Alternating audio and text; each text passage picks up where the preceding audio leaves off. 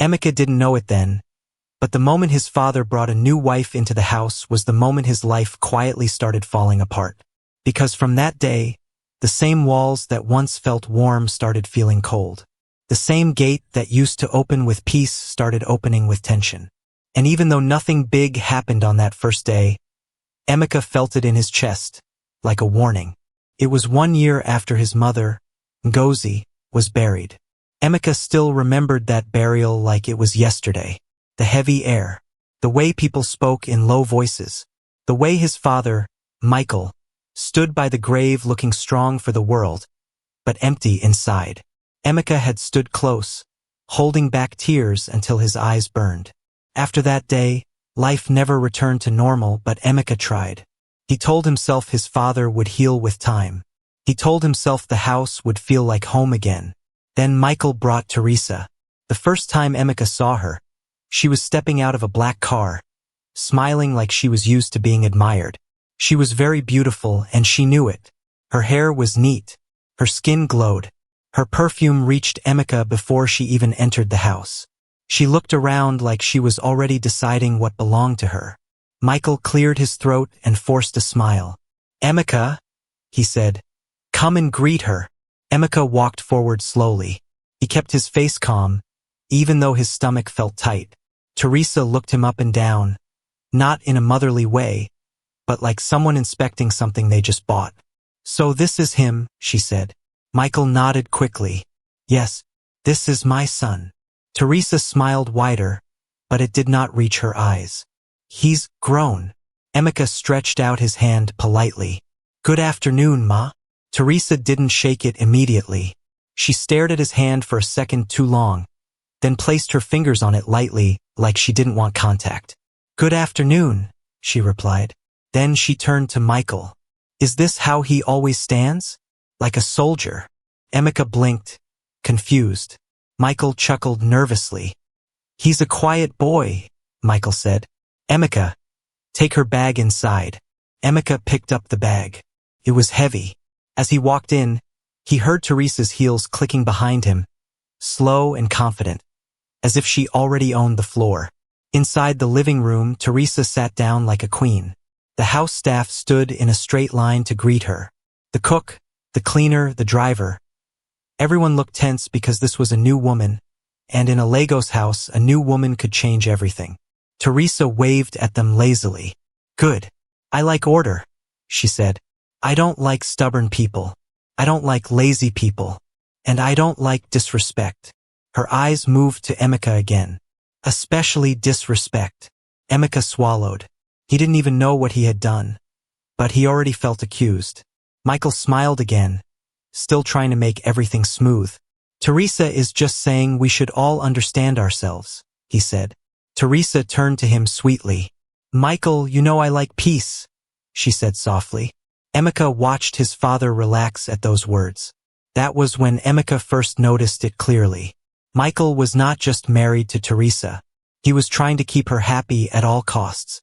That evening, as they ate dinner, Emeka waited to hear something normal. A simple family talk. Maybe a gentle comment.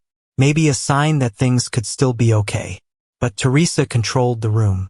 She picked her spoon slowly, tasting the food like she was judging a competition. "This stew is too salty," she said. The cook quickly responded from the corner, voice shaking. "I'm sorry, madam. I will adjust it." Teresa looked annoyed. "Don't be sorry. Be better." Then she turned to Emeka, who was quiet, eating slowly. "You don't talk?" she asked.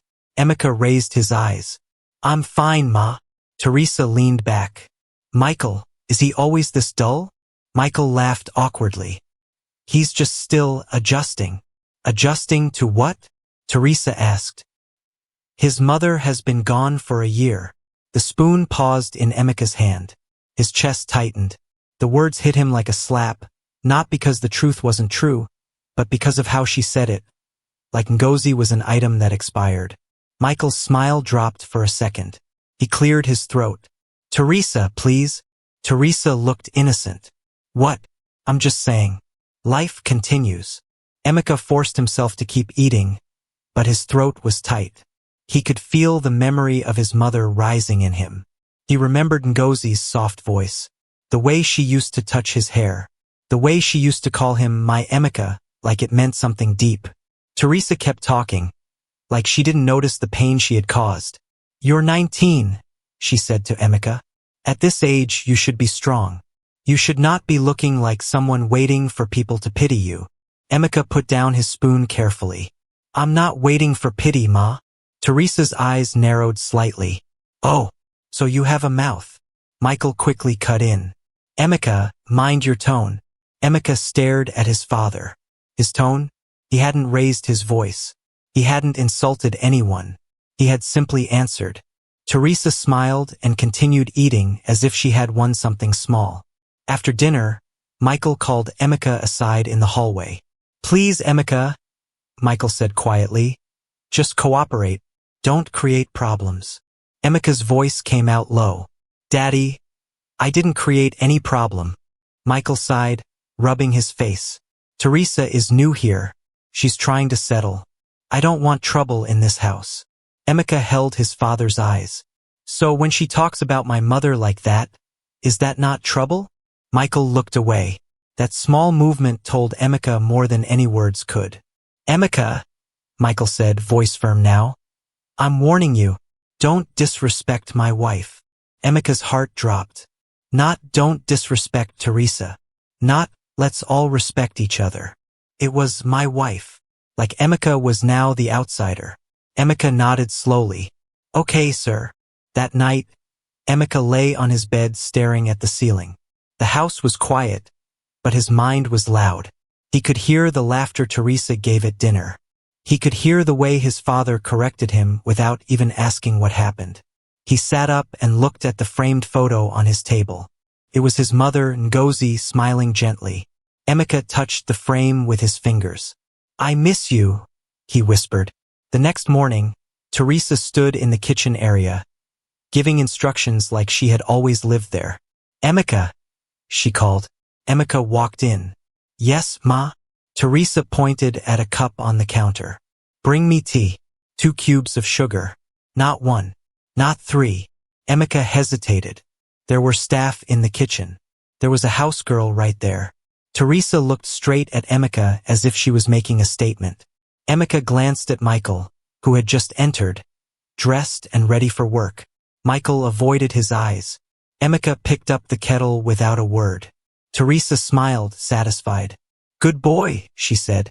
And in that moment, Emeka understood something that scared him.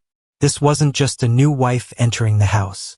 This was the beginning of a new life where Emeka would be tested, pushed, and broken, while his father watched, silent, just to keep peace with a woman who enjoyed control.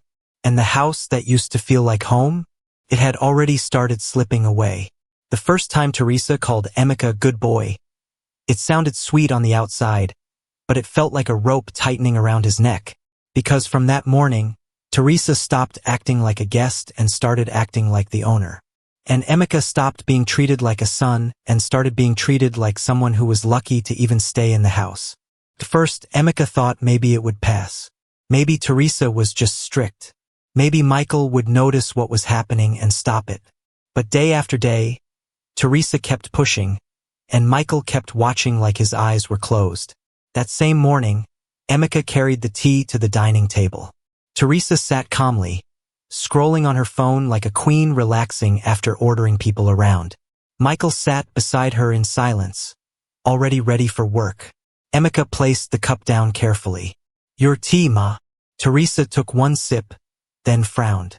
"Is this hot enough?" "Yes, Ma," Emeka said. Teresa lifted her eyes slowly. "Don't answer me like you're tired. Stand properly." Emeka straightened. "Yes, Ma." Michael cleared his throat, but he didn't speak. He just picked up his newspaper as if this was normal. Teresa pointed at the table. "Wipe that." Emeka looked down. There was nothing obvious there. Maybe a tiny mark. He picked a napkin and wiped it. Teresa nodded like she was inspecting him. "Good. I like obedience." Emeka's jaw tightened. He wanted to say, "I'm not your staff. I'm Michael's son." But he remembered his father's warning in the hallway. Don't disrespect my wife. So Emeka swallowed the words and stepped back. As Michael got up to leave, Emeka hoped he would at least say something normal. Daddy, have a good day, Emeka said softly. Michael hesitated like he wanted to respond, but Teresa spoke first. Michael, don't be late, she said. I don't like being alone in this house with too much noise. Michael nodded quickly. I won't be late. Then he walked out without looking at Emeka again. When the gate closed, Emeka stayed still for a moment, listening to the silence. Teresa's spoon clinked gently against her cup as she drank her tea, calm and relaxed, like she had already won something. Then she looked up. Emeka. Yes, Ma? Come. Emeka walked closer. Teresa leaned forward slightly. From today, I want things done properly in this house. Do you understand? Emeka nodded. Yes, Ma. Teresa smiled. Good. You will start helping around more. Emeka blinked. Helping? Teresa's voice stayed sweet. Yes, helping. Since you're always here doing nothing. You're 19. You should be useful. Emeka wanted to argue, but he controlled himself. Okay, Ma. What should I do? Teresa pointed toward the stairs. Start by cleaning the guest rooms upstairs. Dust everything. Sweep. Mop. Make the beds. I don't want to hear any excuse. Emeka stared at her. Ma. There is a cleaner. Teresa's eyes hardened instantly. Are you telling me what I should do in my husband's house? Emeka quickly shook his head. No, Ma. I'm not. Then go, Teresa said calmly, sipping her tea again. Emeka turned and walked up the stairs. His heart was beating fast, not from fear, but from shock. In his mind, he could still hear his mother's voice telling him to stand tall, to never let anyone treat him like trash. But his mother was gone, and the only person who could defend him was Michael, and Michael had chosen silence. In the guest room, Emeka started cleaning slowly. He dusted surfaces, wiped the windows, and folded sheets. His hands moved like a robot. His mind was somewhere else. As he worked, he heard the house girl, Ada, whispering to another staff downstairs. Madam Teresa is serious. Oh. Shoo. Don't let her hear. Emeka closed his eyes. Even the staff knew what was happening. Everyone was watching. Everyone was afraid. But nobody would speak because Teresa was Michael's wife. After some time, Emeka came back downstairs with the cleaning materials. Teresa was on the couch now, legs crossed, watching a show. She looked up and said, You finished? Yes, Ma. Teresa stood and walked toward him. She walked around him slowly like she was inspecting a worker. Let me see your hands, she said. Emeka raised his hands. Teresa scoffed. Soft hands. That's why you behave like a spoilt child. Emeka's eyes flashed for a second. I'm not spoilt, Ma. Teresa stepped closer. Then prove it. Emeka swallowed hard. How? Teresa pointed to the kitchen. Go and wash the plates from last night. Emeka's mouth opened slightly. The cook usually. Teresa cut him off. Did I ask you who usually does it? Emeka lowered his gaze. No, Ma. Then go, Teresa said. And do it quietly. Emeka walked into the kitchen. The cook looked at him with pity. Emeka, the cook started. Emeka shook his head. It's okay, he said quickly, not wanting anyone to get into trouble. He rolled up his sleeves and started washing plates. The water was cold. The soap smell filled his nose. He scrubbed quietly, pretending his chest didn't hurt. When he was done, he walked back out. Teresa looked pleased. You're learning. Emeka forced a calm face. Yes, Ma. Teresa tilted her head. You see? It's not hard. Some people just like pride. Emeka didn't respond. Teresa's smile widened. From today, you will not eat at the dining table unless I say so. Emeka's head lifted. What? Teresa's voice stayed calm. You heard me. But Ma, I always eat there. Teresa leaned forward. Emeka, don't start with me. You can eat in the kitchen. Or in your room. I don't want your face at the table every day like you own the place. Emeka felt his throat tighten. But I'm Michael's son. Teresa laughed softly. And I'm Michael's wife. So be wise. Emeka stood there, frozen. Teresa was not even hiding it. She was drawing a line, and she wanted him to know he had no power in the house. That evening, when Michael returned from work, Emeka waited for a chance to speak to him privately. He followed Michael into his study. "Daddy," Emeka said, voice low, "can I talk to you?" Michael looked tired. "What is it?" Emeka tried to stay calm. "Teresa is making me do housework. She told me I can't eat at the dining table again." Michael's eyes moved away. "Emeka, just endure. She's adjusting." Emeka stared at him. "Adjusting to what? To humiliating me?" Michael's voice rose slightly. "Lower your voice." Emeka's eyes filled with anger. "So you're okay with this?" Michael stood up, his face tense. "I'm not okay with anything, Emeka, but I want peace in this house. Teresa is my wife." Emeka's voice cracked. "And I'm your son." Michael hesitated. The room became quiet for a second. Then Michael sighed. "Please, don't make things hard for me." Emeka nodded slowly, like he had been punched inside. "Okay," he whispered. "I understand." But the truth was, he didn't understand. He only understood one thing. Michael had chosen Teresa. That night, Emeka ate alone in the kitchen, standing by the counter like a stranger in his own home. He could hear laughter from the dining room. Teresa and Michael talking like everything was fine. Emeka stared at the food in his plate and barely tasted it. Because somewhere deep inside him, he knew this was not the end. This was just the beginning of Teresa's plan to reduce him from son to servant, one humiliation at a time. The accusation came on a morning that looked normal, which was what made it so cruel. Emeka was sweeping the sitting room quietly, just as Teresa had ordered the night before. His movements were slow and careful. He had learned that anything less than perfect would turn into an insult.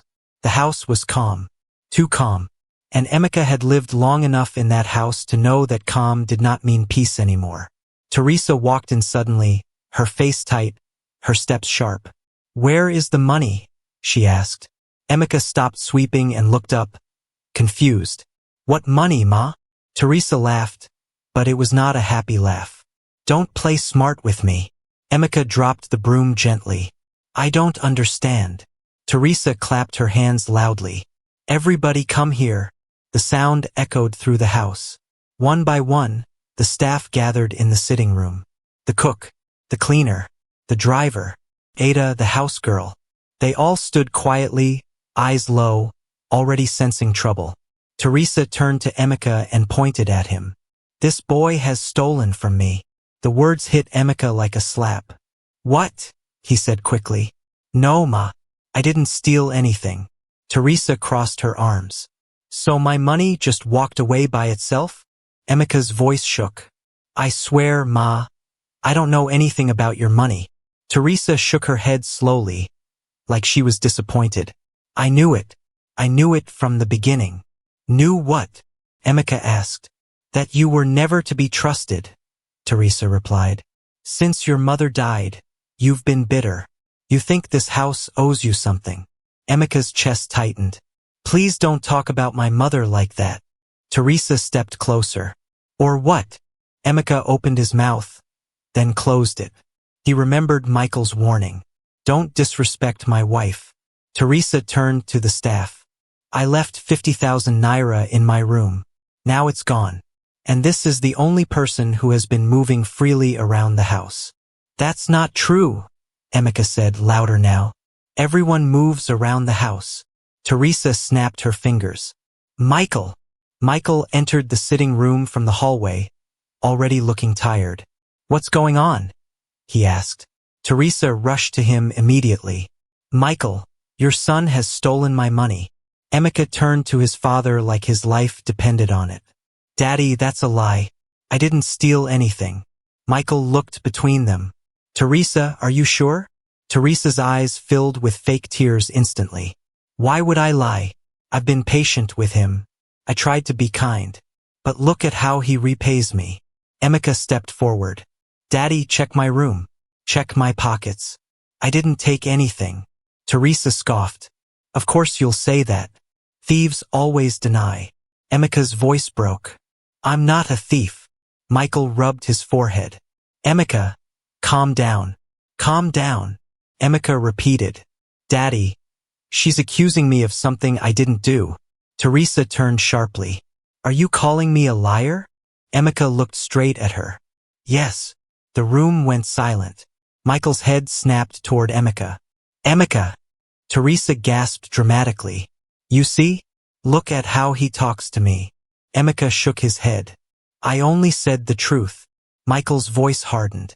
Apologize. Emika stared at him. For what? For disrespecting my wife, Michael replied. Emika felt something inside him crack. So you believe her? Michael hesitated. Just for a second. But that second was enough. Teresa smiled faintly. Michael sighed. Emika, if the money is missing and you're the one she suspects, then you need to explain yourself. I already did, Emika said, his voice weak. I didn't take it. Teresa wiped her eyes. Michael, I don't feel safe in this house anymore. Michael stiffened. What do you mean? Teresa lowered her voice. A boy who can steal can do worse things. I'm scared. Emika's eyes widened. Scared of me? Teresa nodded slowly. Yes. Michael looked torn, but Teresa held his arm tightly, pressing into him like she needed protection. Michael took a deep breath. Emika, go to your room. For what?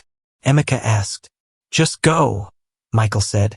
Emika turned and walked upstairs slowly, his legs shaking. He sat on his bed, staring at the wall, waiting. He knew something bad was coming. Minutes later, Michael and Teresa entered his room together. Michael spoke first. Teresa says the money might be in your things. Then search, Emika said quietly.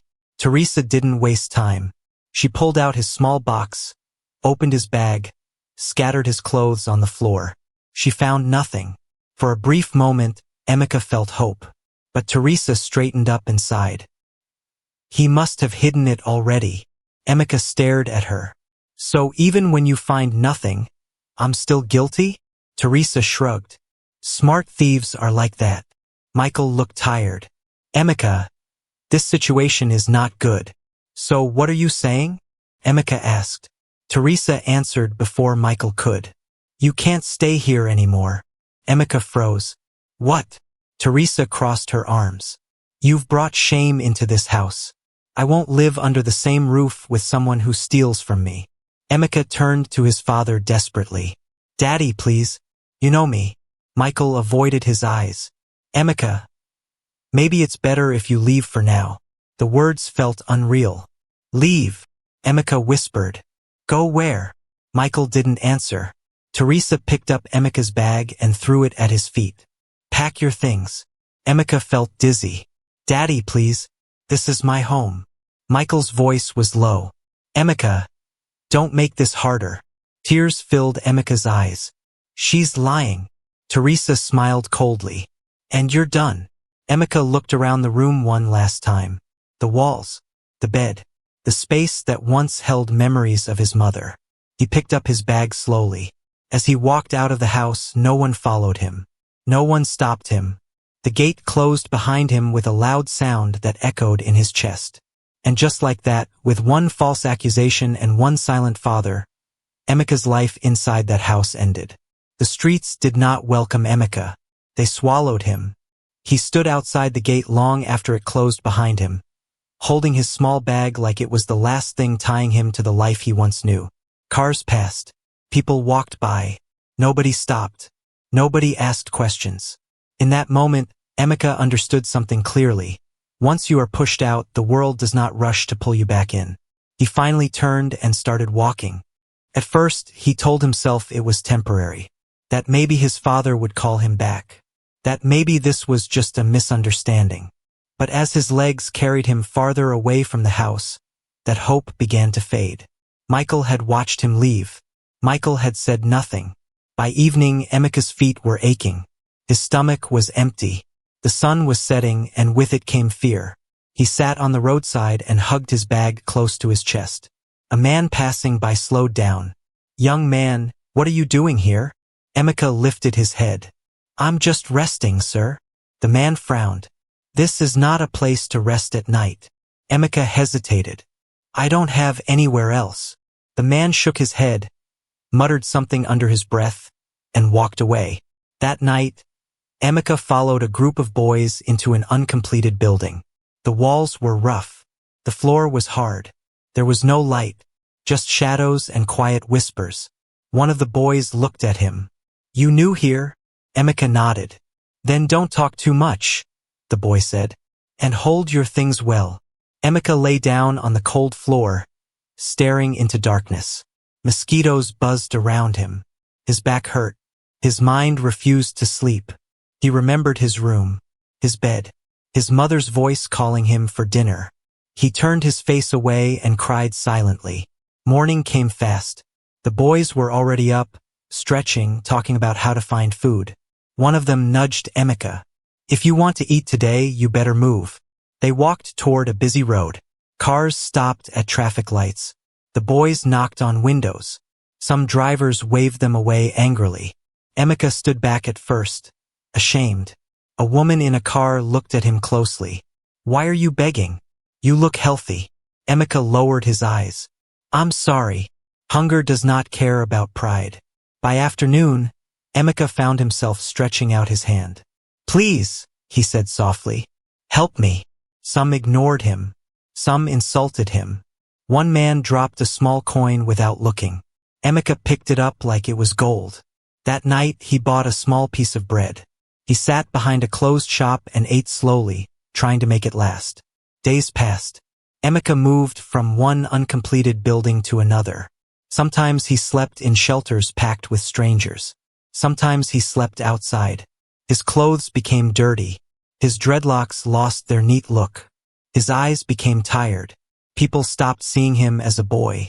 They saw only another homeless face. One afternoon, rain started falling suddenly. Emeka ran under a shop shade and stood there, shaking. The shop owner came out. Why are you always here? She asked. Emeka bowed his head. I'll leave, Ma. She studied him for a moment. You're too young for this life.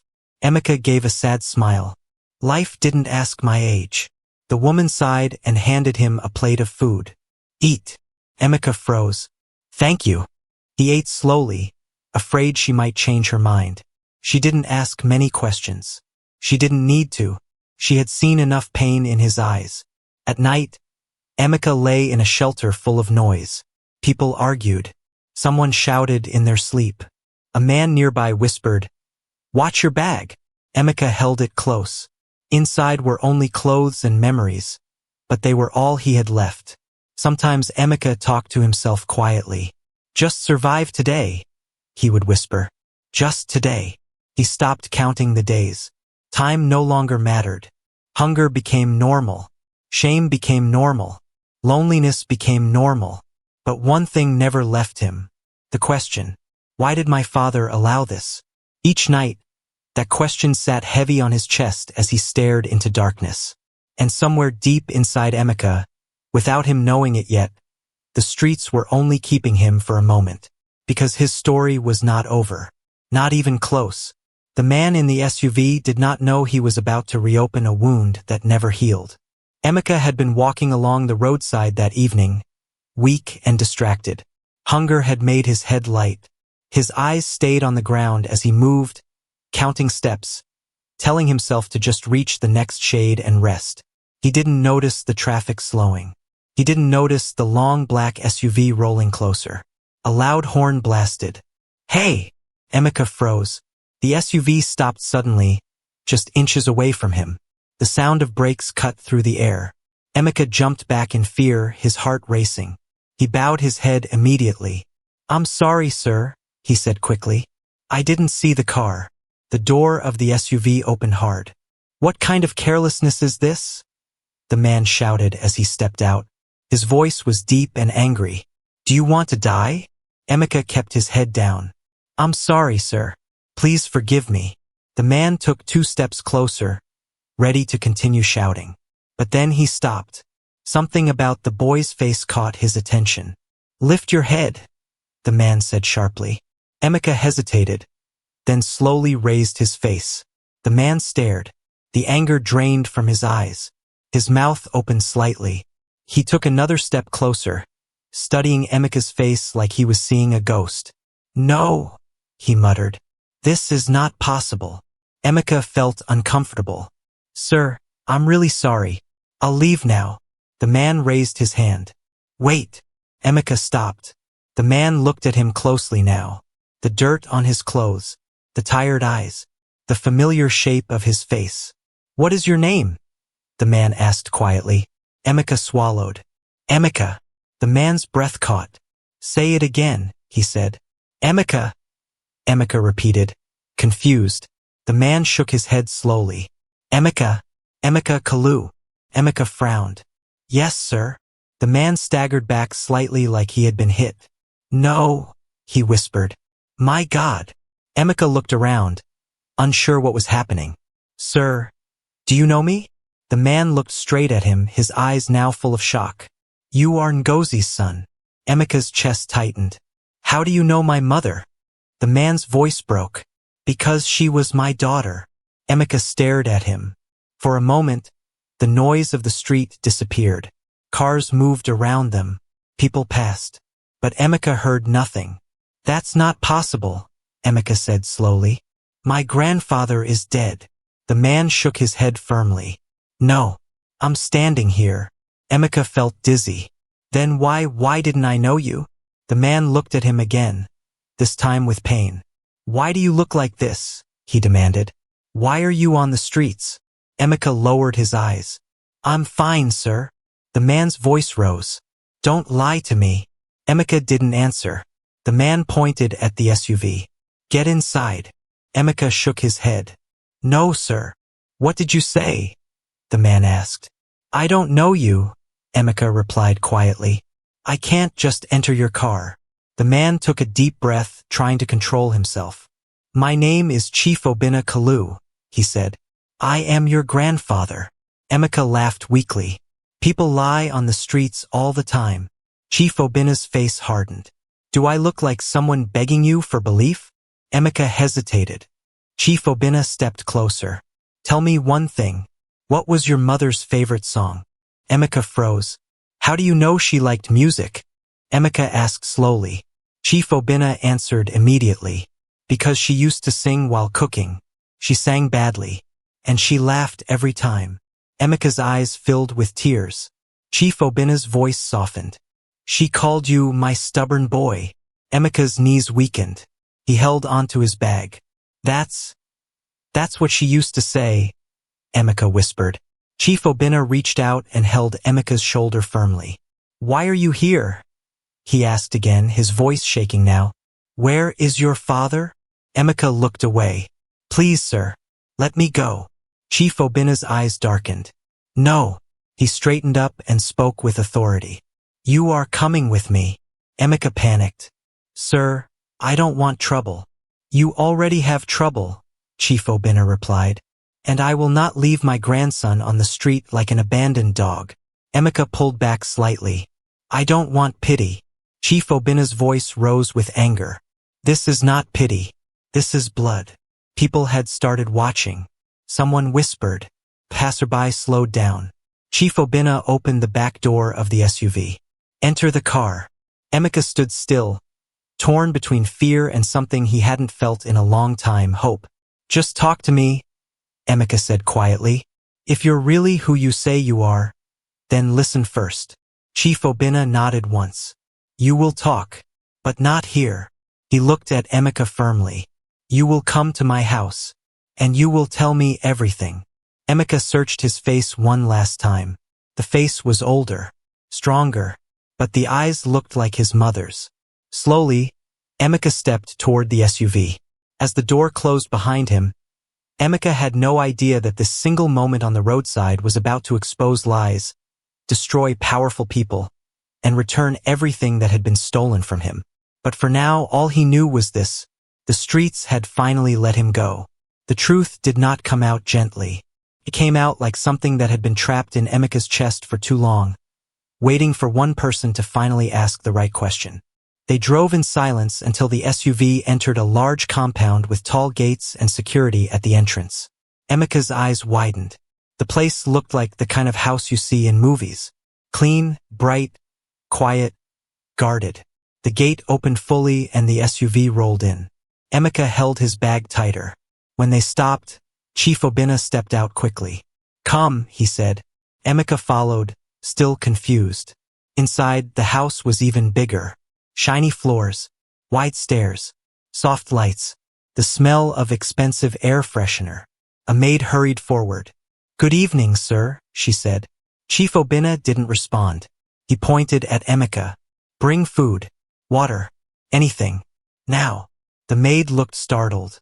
"Yes, sir." Emeka stood near the entrance, unsure where to put his feet. Chief Obinna turned to him and looked him over again. His voice dropped. "Look at you." Emeka kept quiet. Chief Obinna pointed toward a couch. "Sit." Emeka sat slowly.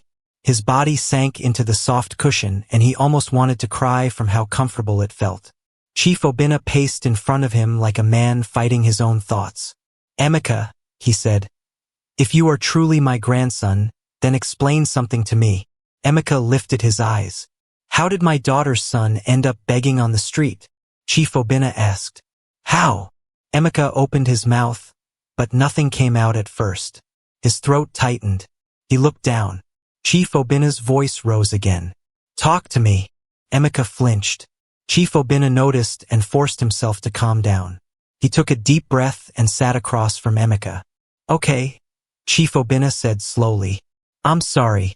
I'm just angry. But I need you to speak. Start from the beginning."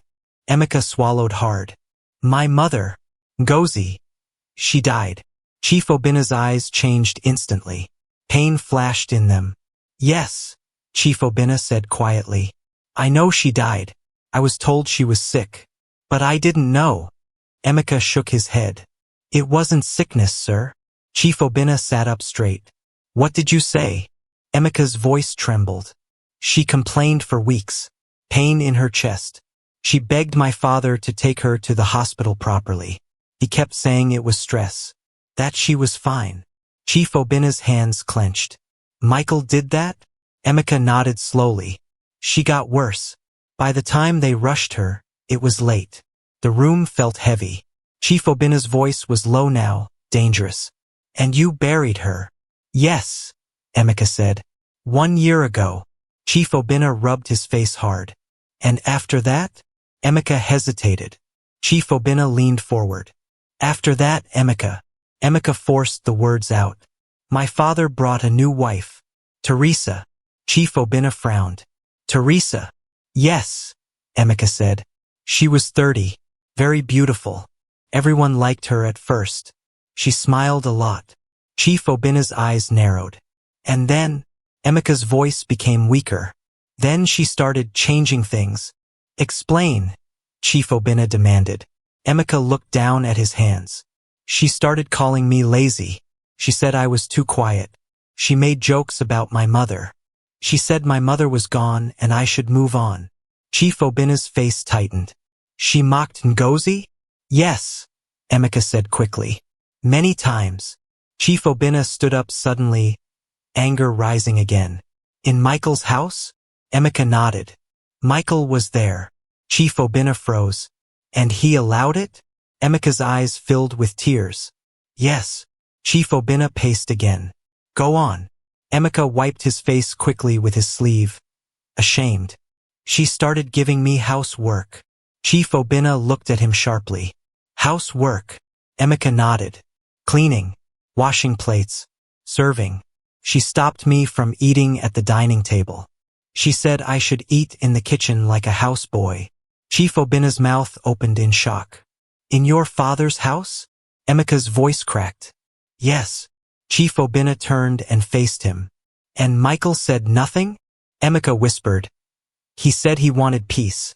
Chief Obinna's eyes burned. "Peace." Emeka nodded. "He always said, 'Don't make things hard for me.'" Chief Obinna stood still for a moment, like he was holding himself back from breaking something. The maid returned with food and water, placing it on the table quietly. She looked confused but said nothing. Chief Obinna didn't even glance at the food. Emeka stared at it but couldn't eat. His stomach felt tied up. Chief Obinna pointed at the plate. Eat. Emeka shook his head. I can't. Chief Obinna's voice softened again. Emeka, you have to eat. Emeka tried to lift the spoon, but his hand shook. Chief Obinna watched, then sat closer. Look at me, he said. Emeka raised his eyes.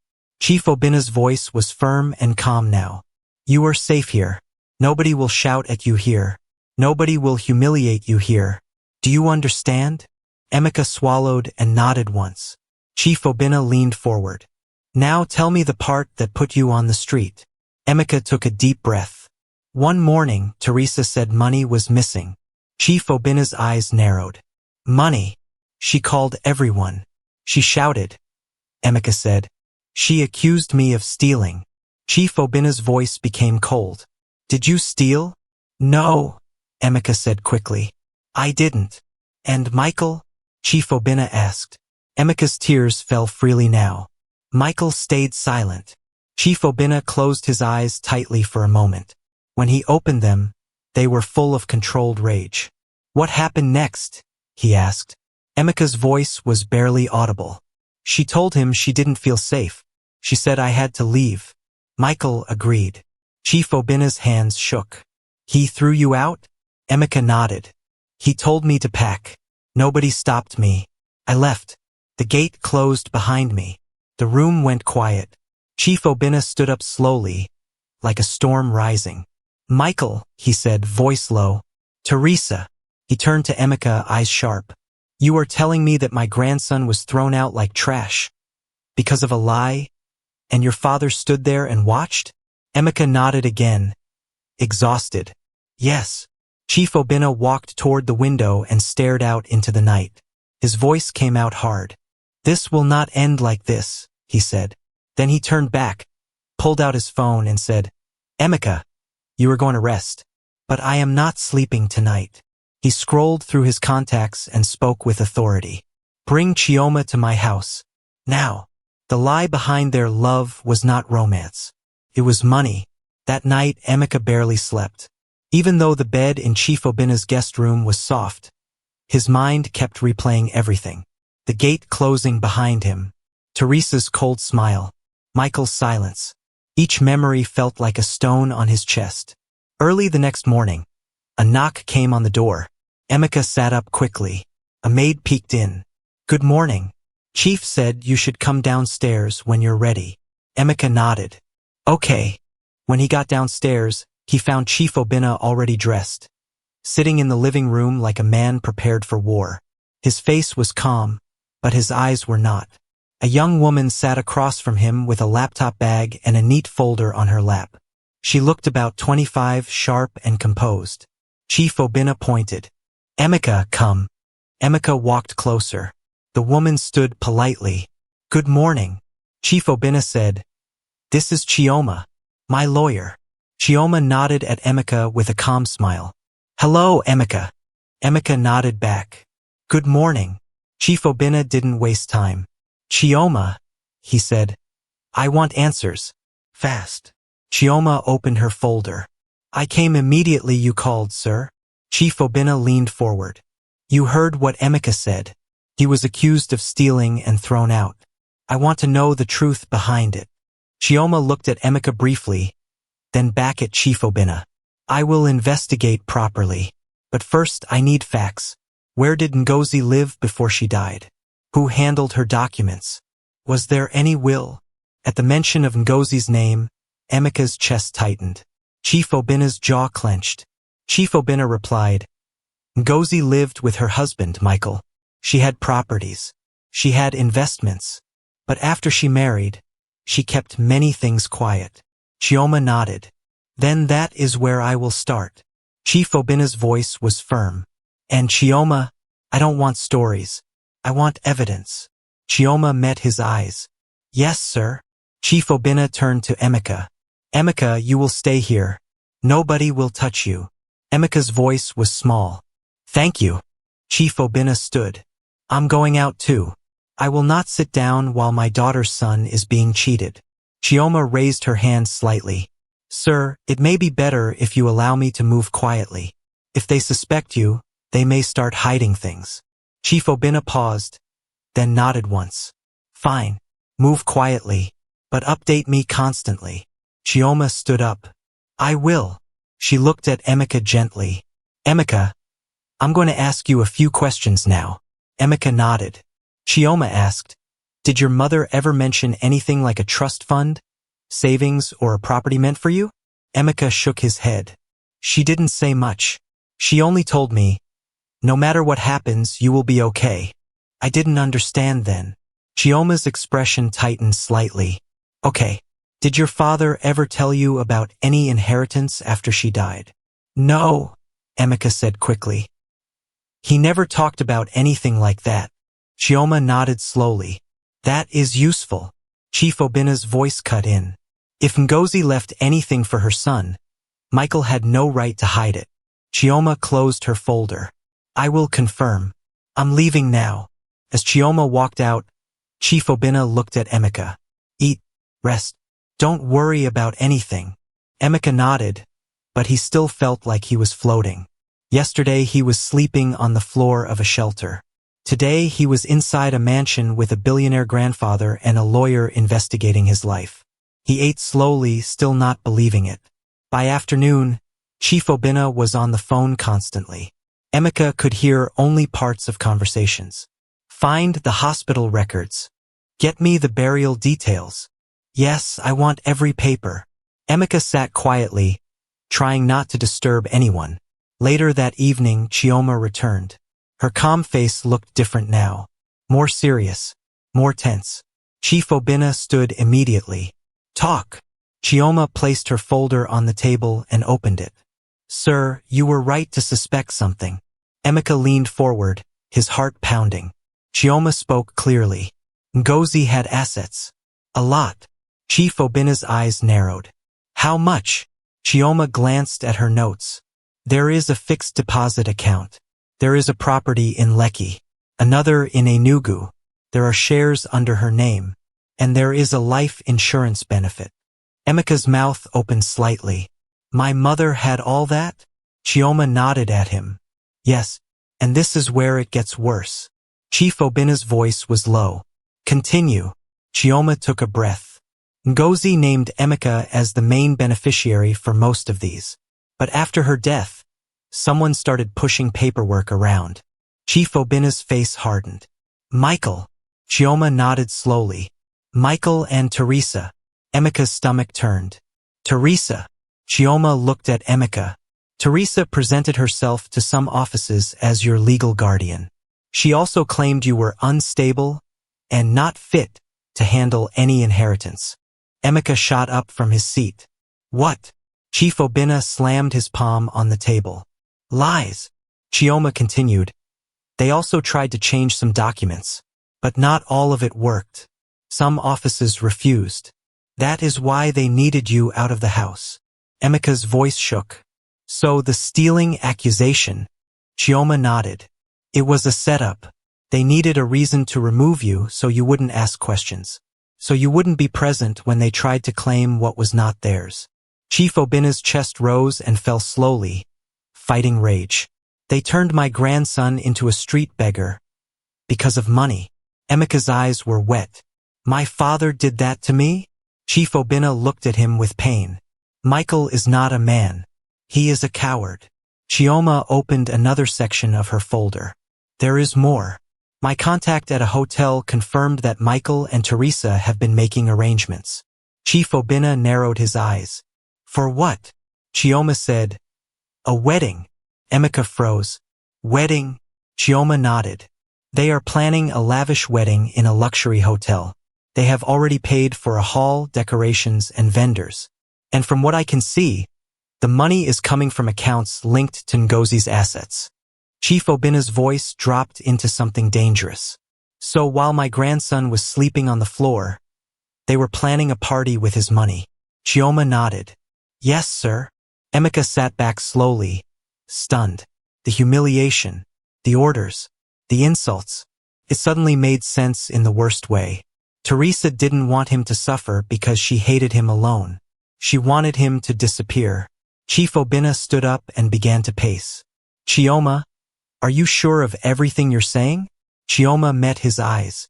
I'm sure. I have names. I have bank trails. I have documents. And I have a witness from their former domestic staff who said Teresa told her directly. Once that boy leaves this house, everything becomes easy. Emeka covered his mouth with his hand. His breathing became shaky. Chief Obinna stopped pacing and faced Chioma. Good. Chioma blinked. Sir. Chief Obinna's voice was firm. This is enough. He turned to Emeka, his eyes burning with controlled anger. Emeka, you are going to get back everything they tried to steal from you. Emeka whispered. How? Chief Obinna turned back to Chioma. Prepare everything. Every document. Every proof. Chioma nodded.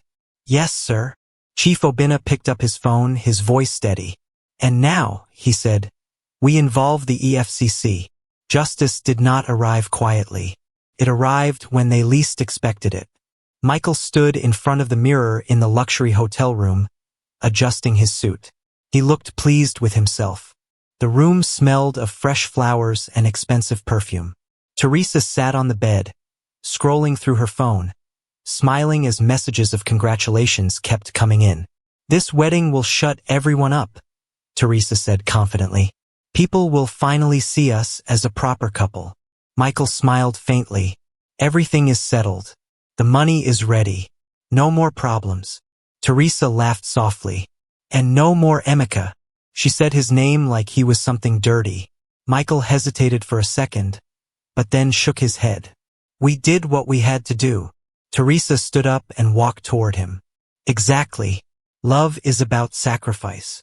Before Michael could reply, there was a loud knock on the door. Teresa frowned. Who is that? Michael looked at his watch. The decorator, maybe. He walked to the door and opened it. 3 men stood there, serious faces, jackets marked clearly. Economic and Financial Crimes Commission, one of them said. Michael Okoye? Michael's smile disappeared. Yes, what is this about? You are under investigation for fraud and theft, the officer said calmly. Teresa rushed forward. This is a mistake. The officer looked at her. Teresa Okoye? Yes, she said sharply. And you have no right. Madam, the officer cut in. You are also under arrest. Michael stepped back. Arrest? For what? For attempting to steal funds belonging to Emeka Kalu, the officer replied. Teresa froze. Who? She asked slowly. The officer's eyes stayed steady. You know exactly who. Within minutes, the hotel room was filled with officers. Guests outside whispered. Phones came out. Teresa began shouting. This is nonsense. Michael, say something. Michael looked pale. Please. There must be a misunderstanding. The officer raised his hand. Save it for your lawyer. As they were led out of the hotel, Teresa's confidence vanished. This is Emeka, she hissed at Michael. He did this. Michael said nothing. At the same time, Emeka sat quietly in Chief Obinna's living room, his hands resting on his knees. He had not gone to the hotel. He didn't want to see them. He didn't want to hear their voices. Chief Obinna stood near the window, phone in hand. It's done, he said after ending the call. Emeka lifted his head. They were arrested? Yes, Chief Obinna replied. At the hotel. Just before the wedding. Emeka closed his eyes slowly. He didn't feel joy. He felt relief. Chief Obinna walked over and sat across from him. Emeka, look at me. Emeka opened his eyes. This was never your fault, Chief Obinna said firmly. Not one bit. Emeka nodded, his throat tight. I know. Chief Obinna continued. The EFCC will handle the case. The money has been traced. Every asset your mother left for you will be returned.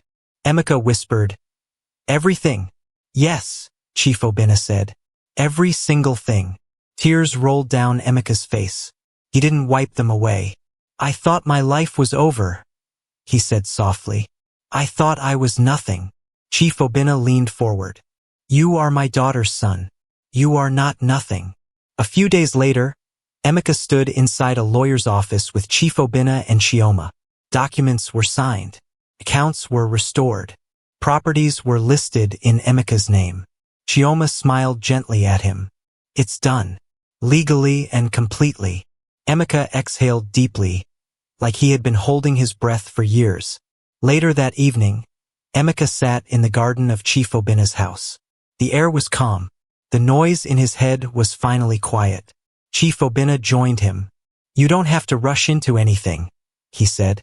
School, work, life. We will take it step by step.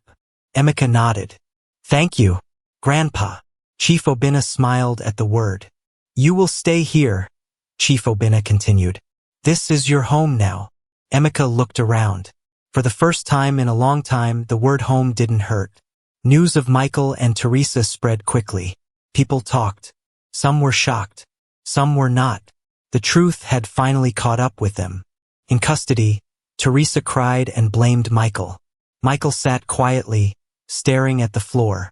The silence he once used as protection now worked against him. Weeks later, Emeka visited a shelter quietly, without cameras or noise. He brought food, clothes, simple things. A boy looked up at him and asked, Do you live here now? Emeka smiled gently. No, but I used to. As he walked away, Emeka felt something lift inside him. That chapter of his life was closed. He had lost his home. He had lost his father's protection. He had slept on cold floors and begged strangers. But he had not lost himself. And in the end, justice didn't just punish the guilty. It gave Emeka back his name, his future, and a place where he finally belonged.